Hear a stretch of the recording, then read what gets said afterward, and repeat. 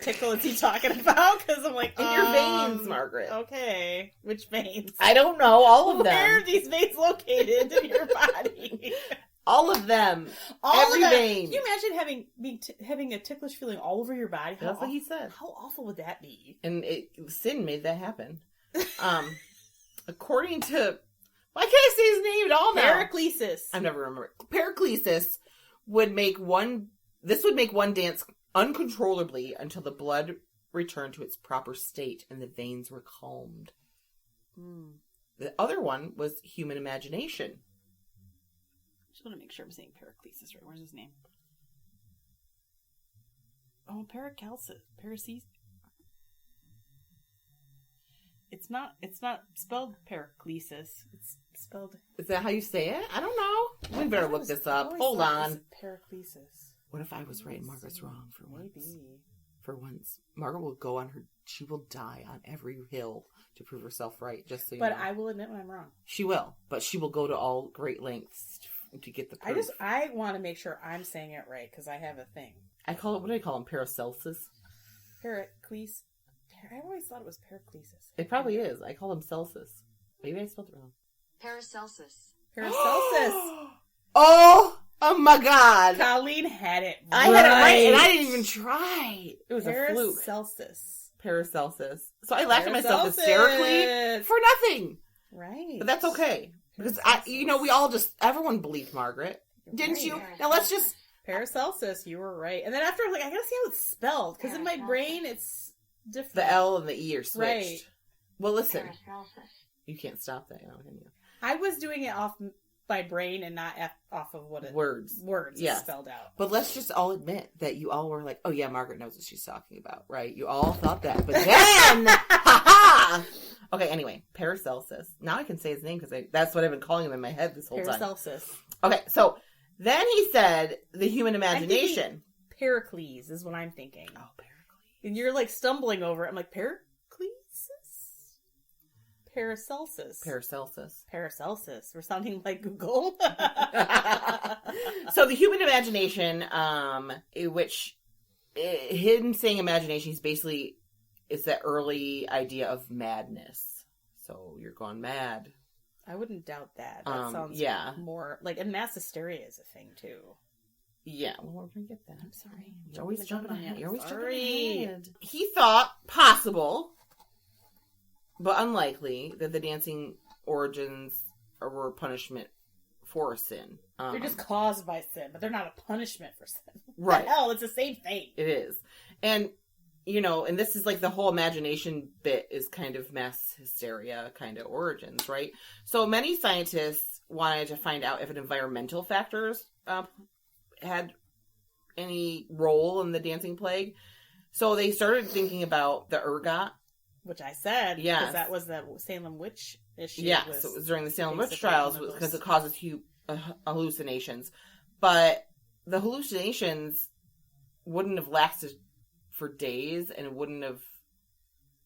wasn't during the wet period that they would have grown the mold to ingest it. So there was the two things: the length of time that it lasted, and the time of year that it happened in didn't really line up. Waller actually wrote another book called A Time to Dance, A Time to Die, The Extraordinary Story of the Dancing Plague of 1518. No, I didn't read it. Read it in an article. I wasn't going to ask. He characterizes the dancing plague as a psychic epidemic, and they call it chromania, which is dance magic, madness. That seems more plausible to me. Right. It's just the power of suggestion is basically what they're talking about. It was clear by people observed the plague, and anytime they documented it, that it had, that they didn't want to be doing this. You could tell they were in pain. Their body, they were forcefully doing it. They couldn't stop. So it makes more sense that it'd be mass hysteria. They weren't faking it if it appears that they can't stop. You know what I mean? And, they kind of rule out the whole supernatural piece because they're scientists and that's their job to do. Right. So if you don't know what mass hysteria is, it refers to I'm reading you the definition, okay? It refers to an outbreak of unusual, uncharacteristic behaviors, thoughts, and feelings, or health symptoms shared among a group of people. People afflicted by mass hysteria typically believe something specific has triggered their symptoms. Several factors can contribute to this phenomenon, including groupthink, stress, and social pressures. Some psychologists believe mass hysteria is a form of groupthink. In cases of mass hysteria, the group members all develop a common fear that often spirals into panic. So that's basically the gist of what mass hysteria is, which makes sense. And he also pointed that they happen during times of great stress. So if stress or weird stuff, like all that weird stuff happening right before that plague, trigger mass hysteria, then it would make sense that it happened during the times that it happened because it was a stressful time and things were going on in the world. Wasn't every time a stressful time for peasants back then? Yeah, I mean, when was that? I'm surprised there wasn't more outbreaks. Of anything. Right. One thing that it was brought up that he wrote, the Paracelsus talked about, he had put in documents, the woman Frau who started it, people really at first thought, she's a big fat faker. Her husband hates dancing and she hates him, so she's gonna dance and annoy him. That's what they thought. They thought she started dancing and that she went and told the other people, and they were women, if you dance, your husband's gonna be pissed. So let's all go dance. Which I kind of like that mindset. I kind of. But when it kept going and going, and Frau didn't stop, and people were like passing out, they were like, but maybe it started that way, like maybe, but it got to a point where they were doing it, they almost like got into that group think, and that mass hysteria took over, and they couldn't stop. Salem witch trials. Exactly. Same thing. All those crazy young stupid girls. Right. So when you get into like a mass hysteria or psychological stress, could cause you enter into a trance-like state that leads to mass hysteria. So that makes sense to me. Yes. So they ruled out supernatural and medical disease because they couldn't really prove anything. Like the overheating of blood made no sense. They didn't ingest the mold. And, scientists they like to disprove supernatural. Mm-hmm. And they started thinking about as the mind, things are happening. But if you think about it, at the time, it was summer months, so there's stressful things happening. There was a lot. It was hotter than freaking hell, probably for some of them, working doing peasant jobs, and so you have heat, and they're oppressed. So they have all this stuff on top of them, and they all start dancing, and they can't stop. Right. But really, they've never found a definitive cause of the dancing plague. There's no, these are all guesses. They don't know. Maybe there were some weird viruses attacking that part of their brain. Yeah. You know what I mean? You don't know. They don't know. And there's no way to tell because it happened in 1518, other than the Tarantism that happened in 1959, which I didn't find much on. It just as a blurb that said that, the last time it happened was. But the other ones, the last time it happened was 1518. So the fact that it doesn't happen now tells you something too. Yeah, like it could be but maybe it died out. Who knows? You know what I mean? It could be a virus that everybody's immune to. Yeah, I don't know. No one could ever find a definitive answer to it. Yeah. And then there are people, I'm sure, that would still say to this day that it was, sinners being tortured or demonic possessions. It was Winifred Sanderson. Yes. She did it. She put a curse on them and made them dance themselves to death. I like it because they did that in the movie. They totally did. And there's a new one of those movies coming out too. I'm so excited about that. I've never been more excited in my life about anything.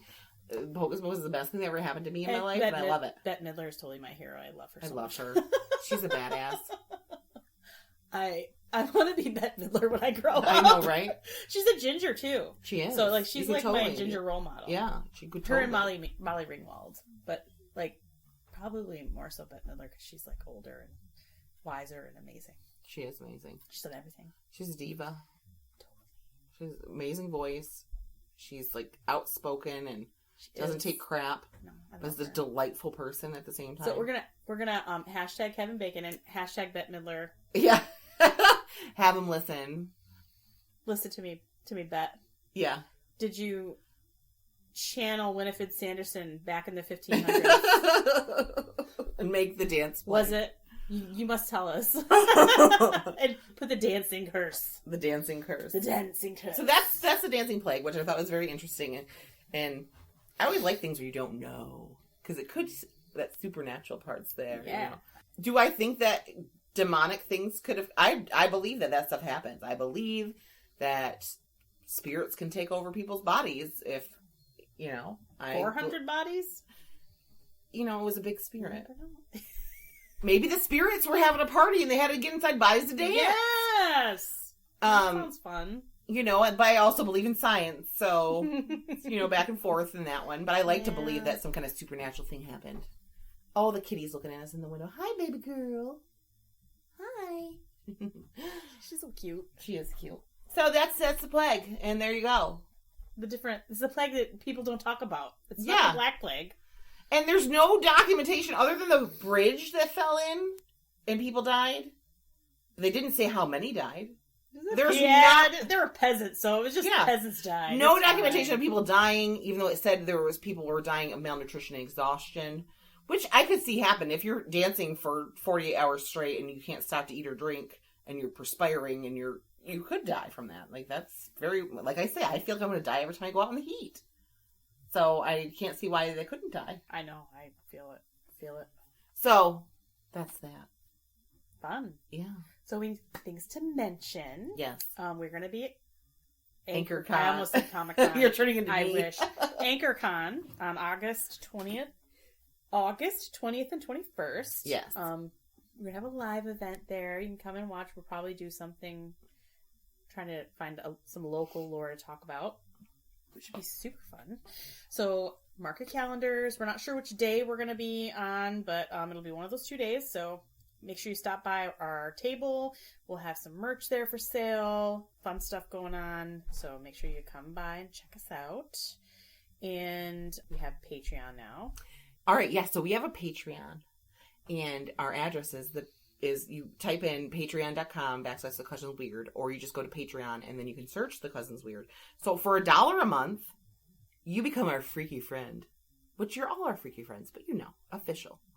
And you get bonus episodes and a yearly gift from us. If you want to donate $5 a month, you become a terrible trender and you get lots of cool things. You get bonus episodes, you get a sticker, you get ad-free episodes, you get a yearly gift and monthly live chats with us. Woohoo! So when you become a Patreon supporter, we use that money to put back into our podcast because there is cost to our podcast to post every month, the hosting fees, things like that. So we would love to break even. That would be great. It would be great. And then invest in some more things into our business to have more merch and stuff like that, to have it on hand so we can have different t-shirt sizes and have to do pre-orders and stuff like that. So that's what our Patreon's for. Make sure you're following us on Facebook and Instagram because we're going to be letting you know what dates for AnchorCon, that the date itself that we're going to be recording live.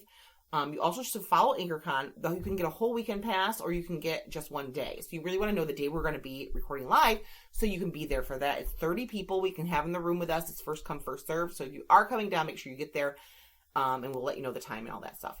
If you want to email us, you can do that and tell us your stories. We want to hear your stories. Anything weird happened to you? Any experiences? Do you have hauntings in your house? Have you ever seen a ghost? Have you ever experienced any paranormal? Have you seen a UFO?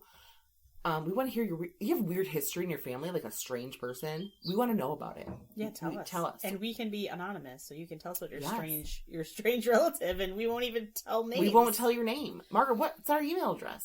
If you want to send us an email, send it to thecousinsweird@gmail.com. Yeah, I think that's a wrap. Stay freaky, friends! Bye! Bye!